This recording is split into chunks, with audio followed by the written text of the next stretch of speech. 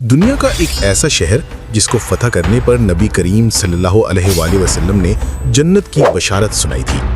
आज से तकरीबन 1400 साल पहले आप सल्लल्लाहु अलैहि वसल्लम ने अपने सहाबा इकराम रज़ियल्लाहु अन्हु को फरमाया, दुनिया में एक ऐसा शहर जिसके एक तरफ समंदर और दूसरी तरफ सहरा है, जो सुल्तान इसको फतह करेगा उसका नाम मेरे नाम पर होगा और मैं उसे जन्नत की बशारत देता हूँ। जब इस हदीस पर रिसर्च की गई तो उस दौर के सहाबा इकराम को मालूम हुआ कि ये इलाका रोमन सल्तनत के पास है और इस शहर का नाम कुस्तुनतुनिया था, जो अब मौजूदा तुर्की में शामिल है। बहुत से सुल्तानों ने इस शहर को फतह करने की कोशिश की, लेकिन वो नाकाम रहे।